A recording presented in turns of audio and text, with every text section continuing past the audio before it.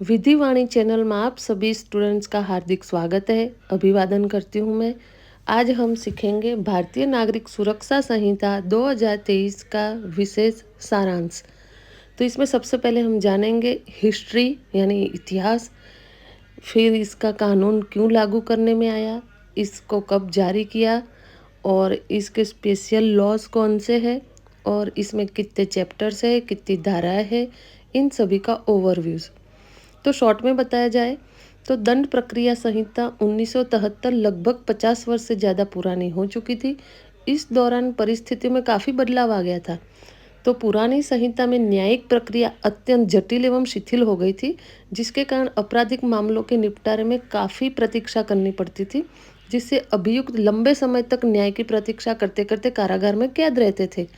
तो पुरानी संहिता में और भी अनेक कमियां थी, जिसके कारण नई संहिता लागू करना एकदम अत्यंत आवश्यक बन गया था, जिसके कारण अमित शाह जी और अपने माननीय प्रधानमंत्री श्री मोदी जी के विशेष अनुग्रह से ये सुरक्षा संहिता तैयार की गई और इसको इंडियन की जगह भारतीय नागरिक सुरक्षा संहिता नाम दिया गया।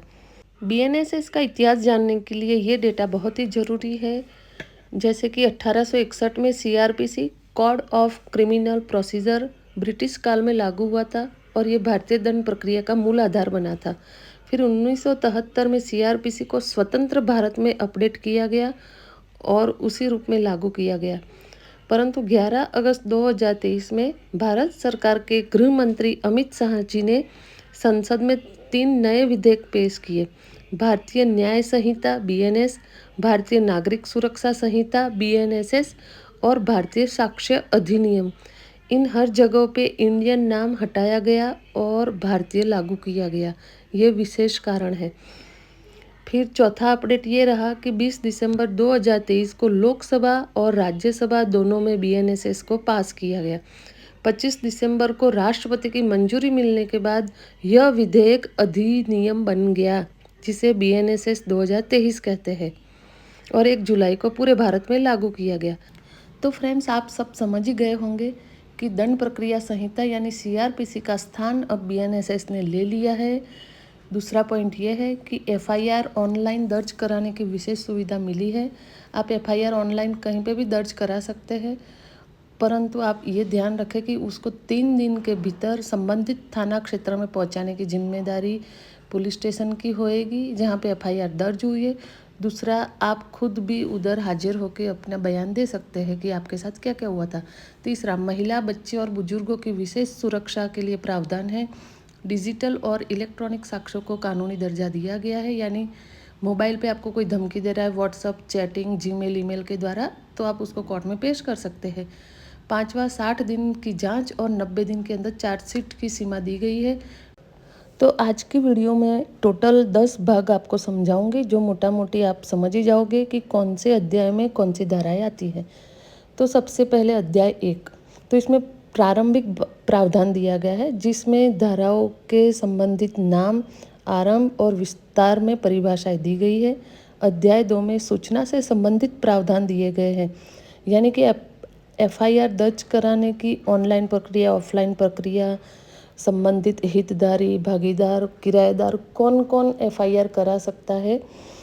तीसरा अध्याय है संज्ञान और जांच, जिसे धारा 26 से 60 तक दिया गया है। पुलिस द्वारा जांच की प्रक्रिया 60 दिन के अंदर पूरी करनी, ये बहुत ही महत्वपूर्ण बात बीएनएसएस में लगाई गई है। चौथा नंबर है गिरफ्तारी की प्रक्रिया।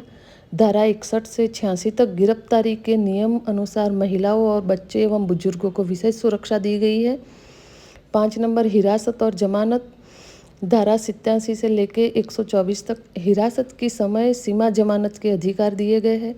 6 अध्याय में मुकदमा चलाने की प्रक्रिया, जिसको धारा 125 से 200 तक में प्रावधान दिया गया है, जिसमें डिजिटल प्रक्रिया का सबूत भी स्वीकारपूर्ण रहेगा।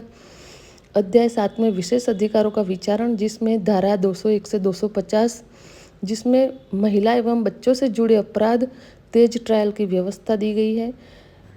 किसी महिला के विरुद्ध अपराध की एफआईआर होती है तो उस महिला को रात को कभी भी 7 से 8 बजे के बाद बुलाया नहीं जाएगा पुलिस स्टेशन में, एवं बुजुर्ग का विशेष ध्यान रखते हुए उनको और 16 साल से छोटे बच्चों को भी परेशान नहीं किया जाएगा। उनको दिन के टाइम पे बुला के उनसे पूछताछ कर सकते हैं। अब 8वां अध्याय है अपील पुनरीक्षण, जिसकी धारा 251 से 300 तक प्रावधान दिया गया है। इसमें अपील की प्रक्रिया, फैसलों की समीक्षा के बारे में सभी धाराएं वर्णित करती है कि अपील कैसे की जाएगी, first appeal, second appeal, trial appeal, ये सब कुछ दिया गया है। धारा 301 से 350 अध्याय 9 में दिया गया है। इसमें सजा और दंड का प्रावधान है, कौन सी सजा के लिए कौन सा दंड दिया जाएगा, और सजा का निर्धारण, दोषी की एवं पुनर्वास की योजना का भी प्रावधान है। अब अध्याय 10, तो इसमें धारा 351 से 358 तक विविध प्रावधान दिए गए हैं, जिसमें राज्य सरकार की शक्तियाँ एवं नए नियम बनाना एवं राज्य सरकार की सहमति से निर्णय पर पुनः विचार किया जा सकता है, जिसका उल्लेख जैसे कि 243 नंबर की धारा में दिया गया है।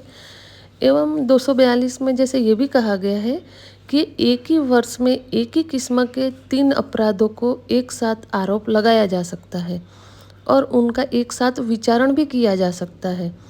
इसमें 3 बात खास आवश्यक है कि अपराध एक ही प्रकार का हो, ऐसे अपराध 3 वर्ष से अधिक के न हो एवं वो एक ही वर्ष में कारित किए गए हों। तब राज्य सरकार अधिक अपराधों का तो नहीं, परंतु एक एक अपराधों का लगाया हुआ आरोप को अन्य विचारण के साथ परिस्थितिजनक दोबारा विचारण कर सकती है।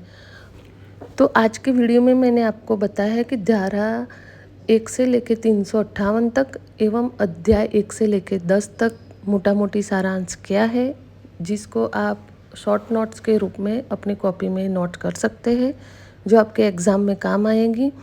तो विशेषतर इसमें FIR ऑनलाइन, पुलिस की जांच एवं चार्जशीट के बारे में प्रावधान देखा, महिला, बुजुर्ग एवं बच्चों को कैसे सुरक्षा प्रदान करते हैं, एक ही अपराध की कैसे कैसे धाराएं लगेगी, राज्य सरकार कब दखल करेगा, इन सब के बारे में आज हमने ओवरव्यू देखा है, जिनको आप स्क्रीनशॉट ले सकते हो, अपनी कॉपी में राइट डाउन कर लो, ताकि एग्ज़ाम में बड़ा काम आएगा ये छोटा छोटा ओवरव्यू। आपको मेरी वीडियो अच्छी लगी तो like, share and subscribe my channel. Thank you very much.